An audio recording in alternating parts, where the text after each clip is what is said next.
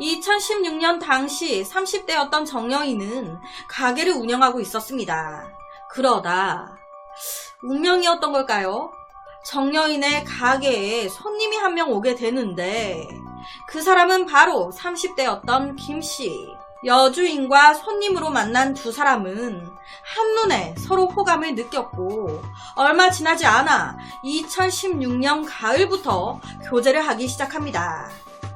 이때부터 정여인의 지옥이 시작이었죠. 이 김씨는요, 사귀자마자 사귄 직후부터 폭력성을 드러내기 시작했습니다. 한참 좋아야 될 연애 초기 때부터 자기가 뭔가 삔또가 딱 상하면 그냥 손이 올라오니까 이거 어떻게 사깁니까? 그러니까 헤어지자고 몇 번을 얘기했던 거예요. 그때마다 김씨는 그러자 헤어지자 했겠습니까? 뭐? 헤어지자고? 누구 마음대로 하면서 또 때리고. 그날 또한 그랬습니다. 2017년 3월 서울 노원구의 정여인 집에서 둘이 함께 술을 마시는데 또 자기 혼자 화가 나가지고 욕을 하면서 또 손이 올라오네. 그러니까 이때 정여인이 헤어지자고 한 거예요. 그만 좀 하자고. 지긋지긋하다고.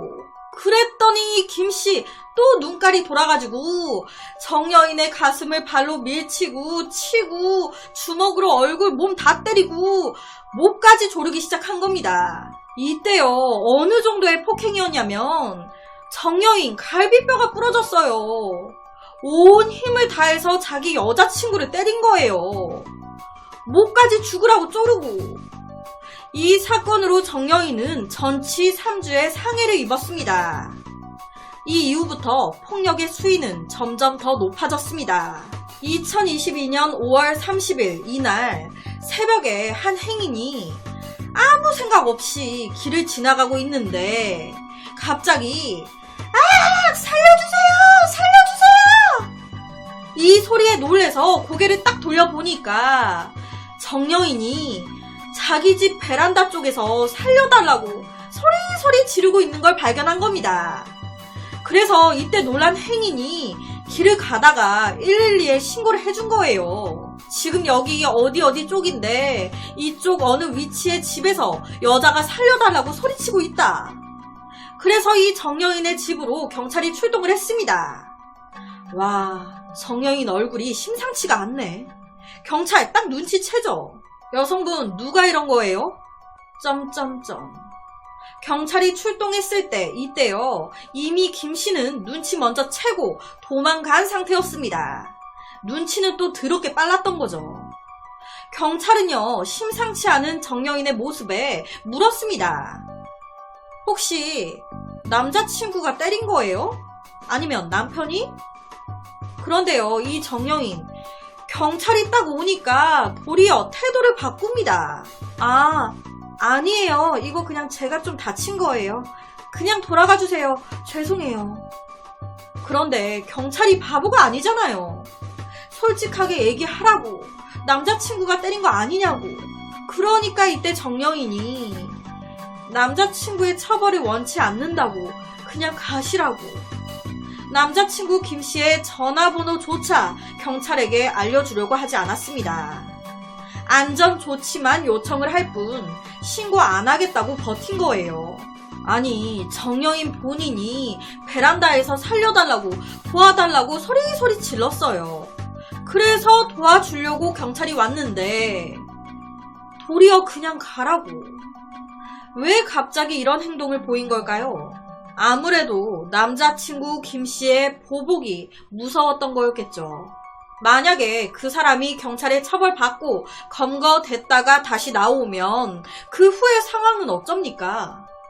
여러 사건 기사에 여자친구가 경찰에 남자친구를 신고했는데 남자친구 체포됐다가 몇 시간 안 가 풀려났고 그 후에 남자친구가 열받아서 다시 여자친구를 찾아와 보복한 그런 기사들 많이 나오던데 나도 그러면 어떡해요. 이 남자친구 김씨가 경찰에 체포된다 한들 미안하다고 자기 여자친구 정여인한테 정말 내가 죽을 죄를 지었다면서 진심으로 뉘우치고 반성하겠습니까? 그런 사람이었으면 애초부터 날 때리지도 않았겠지. 그렇다면 이날 남자친구 김씨는 왜 여자친구 정여인을 때린 걸까? 정여인을 폭행한 이유는요. 아니, 이 김씨가요, 자기 집이 아니에요. 정여인이 출근해서 집에 없을 때 자기가 정여인의 집 비밀번호를 띠띠띠 누르고 들어와가지고 정여인 집에서 잠을 잔 거예요.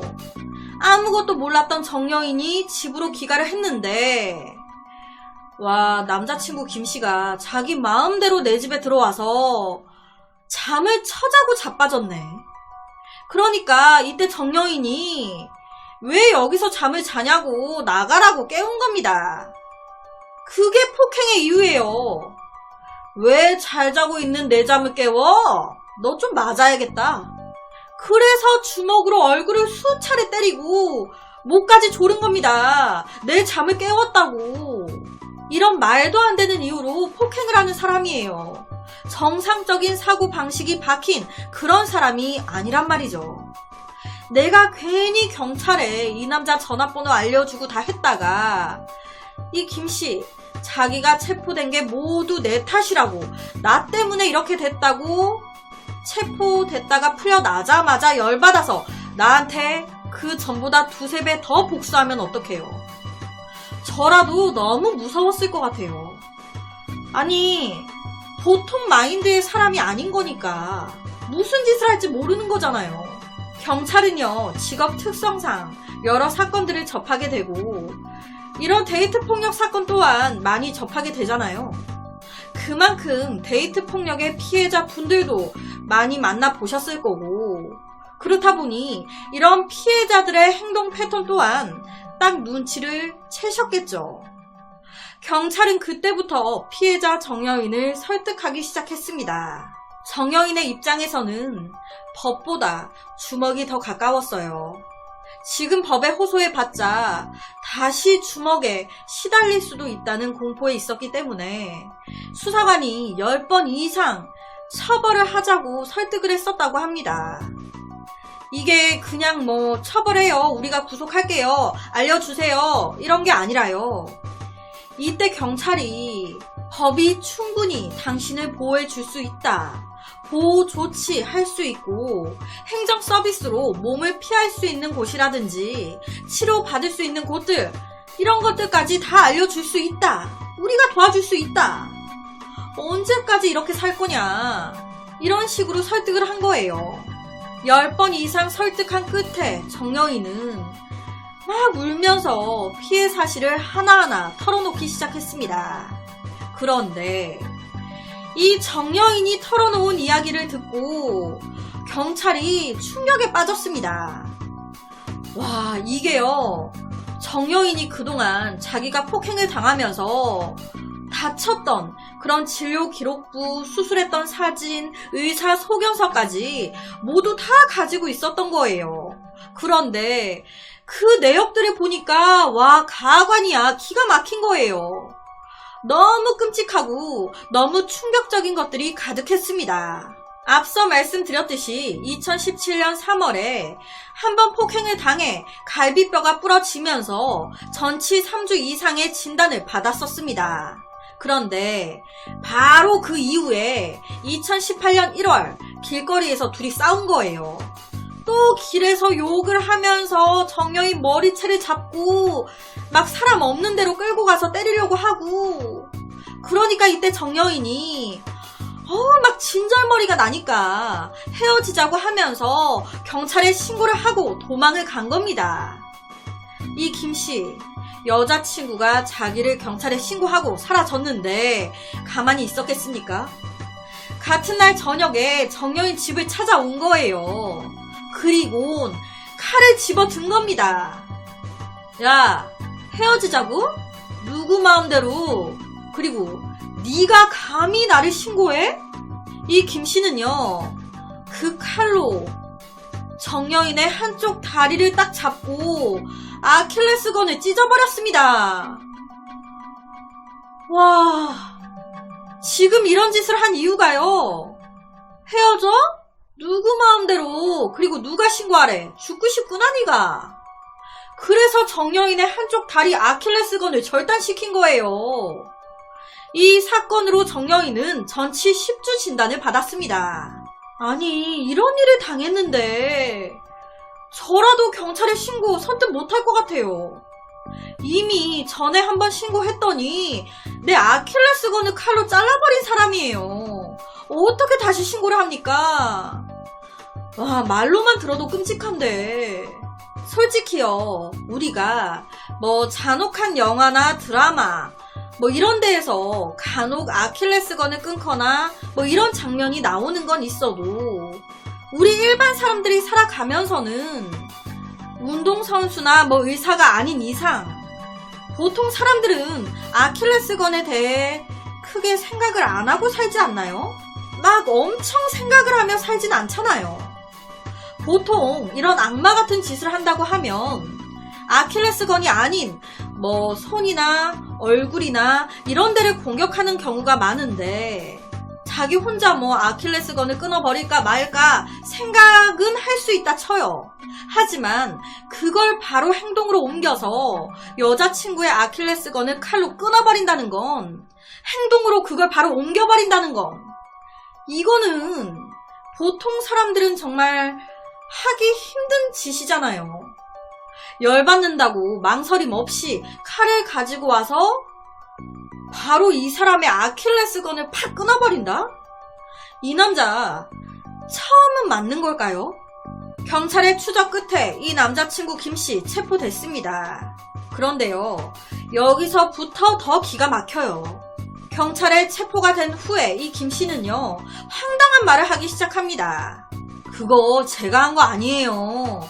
그거 여자친구 정여인이 스스로 자해하면서 아킬레스건을 자른 거예요. 괜히 자기가 그래놓고 저한테 덮어 씌우는 거라니까요. 이 김씨 말로는 그날 갑자기 정여인이 저한테 같이 죽자고 자기 죽이라고 하면서 정여인이 칼을 가지고 오더라고요. 이걸로 자기 찌르라고. 제가 못하겠다고 했더니 갑자기 제 손에 칼을 쥐게 만든 다음에 제 손을 잡아당겨 자기 아킬레스건을 베게 한 거예요. 라고 주장했습니다. 미쳤다고 자해로 자기 아킬레스건을 자릅니까? 아무리 자해를 했다 해도 스스로 아킬레스건을 잘라요? 아킬레스건은요, 사람의 발목 쪽이기 때문에 한쪽 다리를 못 쓰게 만드는 거예요. 영화나 이런 데 보면 막 조폭 이런 사람들이 상대편 경쟁자와 싸우면서 아킬레스건을 잘라버리잖아요. 이게 도주를 못하게 저항 의지를 꺾어버리는 거란 말이에요. 스스로 자해로 아킬레스건을 끊는 경우는 없습니다. 말이 되는 소리를 해야지. 그럼 여자친구 정여인이 자기 혼자 나 도망 안 갈래, 나 안 걷고 살래, 그래서 끊었다고? 참 미안하다고 빌어도 모자랄 판에 제 자체만으로도 질이 너무 안 좋은데 하는 변명조차도 너무 최악입니다. 2022년 10월 김씨는 상해와 특수상해 혐의로 체포 기소가 됐습니다. 이 남자친구의 이런 끔찍한 폭행은요, 2016년 시작해 2022년까지 무려 6년 동안 지속됐습니다. 2022년 당시 김씨, 정여인 모두 40대가 돼 있었어요. 이 김씨는요, 이미 2년 전인 2020년 11월 상해죄로 징역 8개월에 집행유예 2년형을 선고받은 전적도 있는 상황이었습니다. 2020년 11월에 2년 만에 또 그런 거예요. 폭행의 수위 또한 심각했습니다. 죽으라고 목을 조르는 건 기본, 주먹과 발로 때려 갈비뼈를 다 부러뜨리고 심지어 칼로 피해자의 아킬레스건을 끊어버렸습니다. 이런 남자에 대해서 재판부는 어떤 판결을 내렸을까요? 2022년 10월 13일 1심 재판이 열렸습니다. 재판부는 피고 김씨는 여자친구 정여인이 죽겠다는 취지의 말을 하면서 아킬레스건을 베게 했다고 하는데, 아킬레스건은 손상된다고 하더라도 생명에 지장을 줄 것으로는 보이지 않는 점, 등에 비춰보면 해당 진술은 믿기 어렵다. 범행 방법이 위험하고 그로 인한 상해의 정도가 매우 중한 데다 피해자의 용서를 받지 못했고 집행유예 기간 중 동종의 범행을 저질렀다. 고로 우리 재판부는 김 씨에게 징역 3년을 선고한다. 와, 이 김 씨 징역 3년 나왔습니다. 아니, 정여인이 경찰이 왔을 때 그냥 돌려보내고 김 씨의 처벌을 원치 않는다고 했던 이유가 뭡니까? 그냥 묻고 가려고 했던 이유가 뭐예요? 내가 경찰에 신고해봤자 법이 나를 보호 못 해줄 테니까. 법보단 주먹이 나에게 더 가까울 테니까. 보복이 무서우니까 덮으려고 했던 거잖아요. 지금 이 김씨 40대 초반이에요. 3년 살고 나와봤자 40대 중반입니다. 3년 동안 김씨가 감옥에 있으니까 이 정여인 편하게 지낼 수 있을까요? 전혀 아닐 것 같은데. 불과 3년 있으면 나오는 거예요. 나오면 어떡해요? 벌써부터 그 공포가 걱정이 되지 않을까요? 이 김씨가 감옥에 있는 이 3년조차 피해자 정여인에게는 고통의 시간이 되는 겁니다. 6년간 이어진 폭행이었어요. 근데 3년이 뭡니까? 이미 동종 범행으로 집행유예 기간 중이었습니다. 아킬레스건을 자르면서 폭행의 수위가 심각했어요. 그런데 징역 3년? 이게 맞는 걸까요? 정말 이 3년이 피해자를 조금이라도 생각해서 내린 걸까요? 와, 정말. 그래서 오늘은 여자친구의 갈비뼈, 아킬레스건까지 절단했음에도 재범임에도 불구하고 징역 3년을 선고받은 안타까운 데이트 폭행 사건을 가지고 왔습니다.